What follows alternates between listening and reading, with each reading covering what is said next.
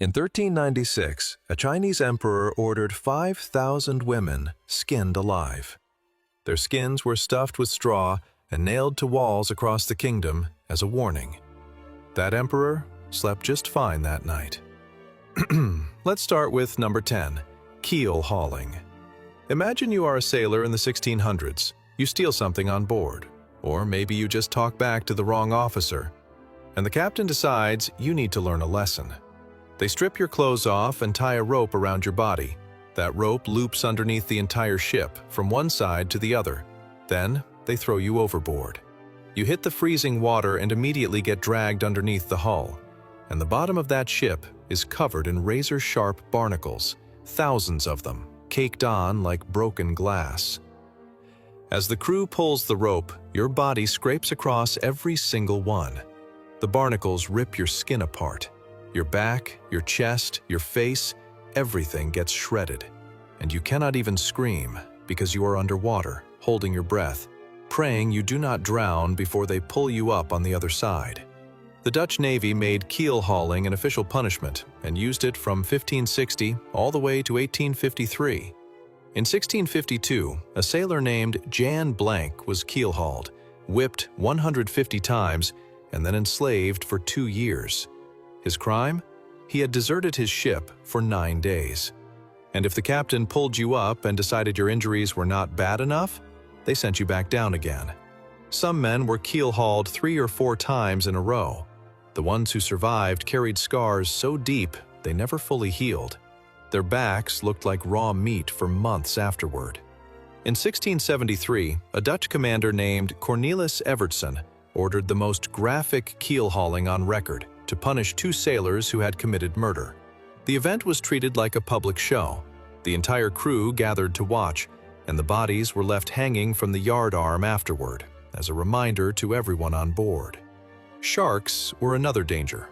In warm waters, the blood from the barnacle cuts could attract them. Some sailors were pulled back up, missing pieces of themselves that had nothing to do with the barnacles. But keel hauling at least ended when you got back on deck.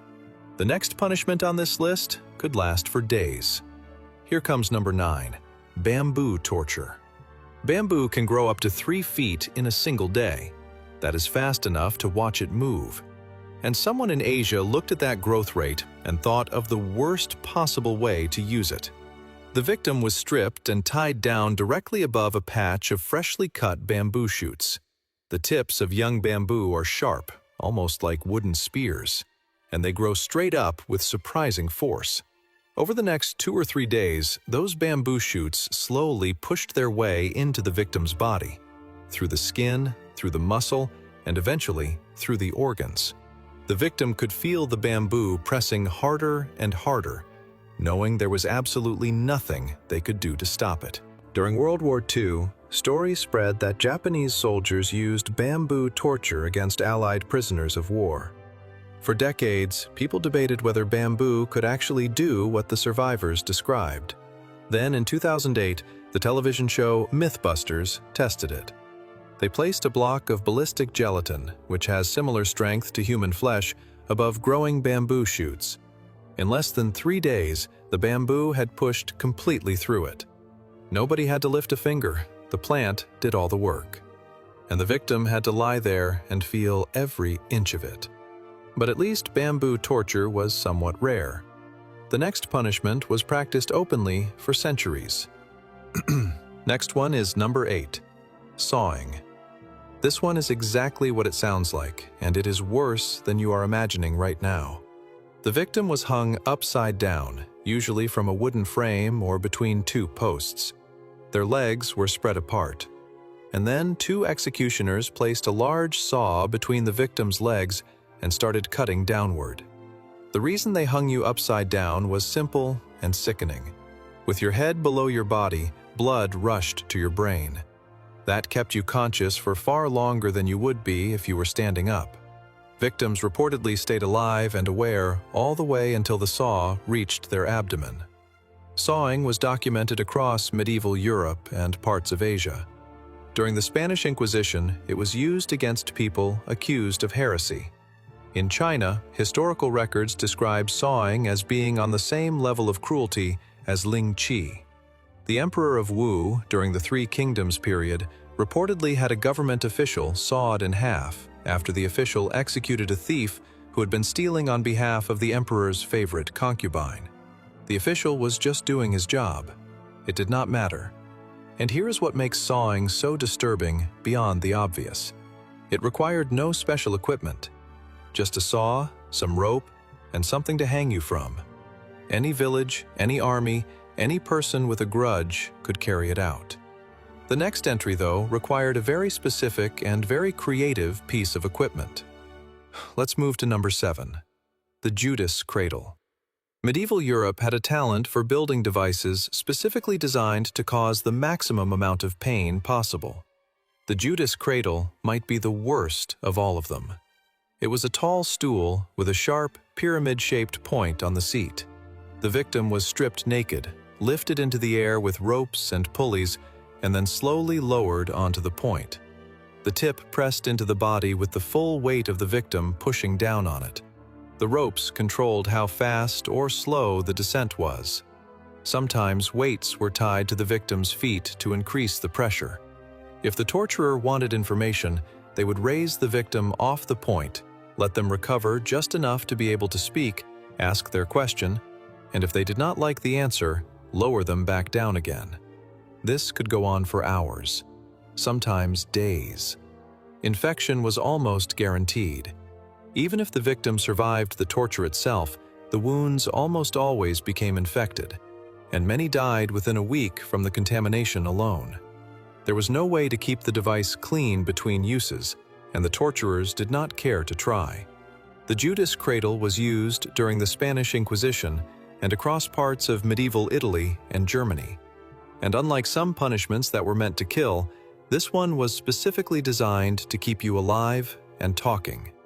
Speaking of keeping people alive through pain, the Assyrians perfected that concept over 2,000 years earlier.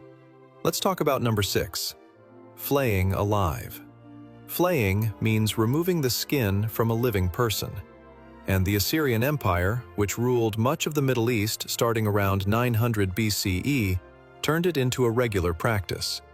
Assyrian kings would flay captured enemies and then display the skins on the walls of conquered cities. Some skins were stretched out and hung from poles. Others were nailed directly to the city gates. The message was impossible to miss. But the Assyrians were not the only ones. In 1396, the Hongwu Emperor of China's Ming dynasty ordered the flaying of 5,000 women. Their skins were stuffed with straw and mounted on walls throughout the kingdom. This was not a battlefield punishment. This was a political statement. A skilled executioner could keep the victim alive through most of the process. The skin was removed slowly, starting with areas that had less blood flow, like the back and the arms. The goal was to take as much skin off as possible before the victim went into shock. There are even accounts of flaying using mercury. The victim would be buried up to the neck, 2 cuts would be made in the scalp, and liquid mercury would be poured in. The weight of the mercury would cause the skin to separate from the flesh underneath. When the victim thrashed in agony, they would reportedly slip out of their own skin. The Aztecs also practiced flaying as part of their religious rituals, skinning sacrificial victims and wearing the skins during ceremonies dedicated to the god Sipe Totec, the flayed one. Priests would wear the victim's skin for 20 days as it rotted on their body. This went on for centuries before the Spanish arrived and was considered sacred, not criminal. What makes flaying so uniquely horrifying is that the skin is the body's largest organ. It is packed with nerve endings. Every square inch that gets removed sends a fresh wave of pain directly to the brain. There is no way to go numb to it. The body fights it the entire time. But flaying at least had the decency to kill you relatively quickly compared to what comes next. Here comes number 5, rat torture. A metal bucket, a live rat, and a flame. That is all it took to create one of the most psychologically terrifying punishments ever invented. The victim was strapped down on their back, unable to move. A metal container, usually a bucket or a cage, was placed on their stomach with a live rat trapped inside. Then the executioner heated the outside of the metal with a torch. As the metal got hotter, the rat panicked. It had one way to escape the heat, and that was down, through the victim's body. The rat would claw and bite and gnaw its way through the victim's flesh and into the abdomen, desperately trying to get away from the burning metal above it. This form of torture was used in medieval Europe and reportedly in parts of China. It left very little external evidence compared to other methods, which made it a favorite tool for interrogation. The wounds were internal, hidden from view, but the pain was beyond anything the victim could endure. The psychological element made it even worse. The victim could hear the rat scratching and squealing. They could feel it moving on their stomach, and they knew exactly what was about to happen the moment the flame touched the metal. Some prisoners confessed before the rat even broke through the skin. The anticipation was enough. But this next punishment was not about information. It was about sending a message that your crime was so disgusting that even your death had to be humiliating. Let's move to number 4. Poena culae, the punishment of the sack. Ancient Rome had a punishment specifically designed for one crime: killing your own parents. If you were convicted of parricide in Rome, you were sewn inside a large leather sack. But you were not alone in that sack. They put a dog, a monkey, a snake, and a rooster in there with you. Then the entire sack, with you and 4 panicking animals inside, was thrown into a river. The animals, terrified and trapped in darkness, would attack anything they could reach. You would be clawed, bitten, and constricted by the snake while simultaneously drowning.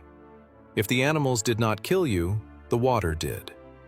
Emperor Hadrian reportedly modified the punishment to make it even worse. If no river was nearby, the sack was thrown into a local arena with wild beasts instead. Either way, the outcome was the same. The symbolic meaning behind each animal has been debated for centuries. Some scholars believe the dog represented shamelessness, the rooster symbolized the killer's unnaturalness, the snake stood for treachery, and the monkey represented the mockery of human nature. Poena culae was practiced in Rome from the earliest days of the Republic well into the imperial period. It lasted for hundreds of years, and nobody ever thought to question whether it was too much. Because if you killed your own parents, the Romans believed no punishment could be too much. We are in the top 3 now, and these final entries are the ones that kept entire civilizations awake at night. If you made it this far, you are clearly built differently. Hit subscribe because we cover history's darkest stories every single week. And the top 3 punishments on this list, they make everything you just heard sound almost tame. Next one is number 3. The Quaresima, 40 days of torture. In 1354, 2 brothers named Bernabo and Galeazzo Visconti seized power in Milan, Italy. And to make sure nobody ever challenged them, they created a punishment so extreme it became legendary across Europe. They called it the Quaresima. The word means Lent in Italian because it lasted exactly 40 days. And every single one of those days included a different form of torture. On the first day, the victim had their eyes gouged out. Over the following days, they lost their nose, their lips,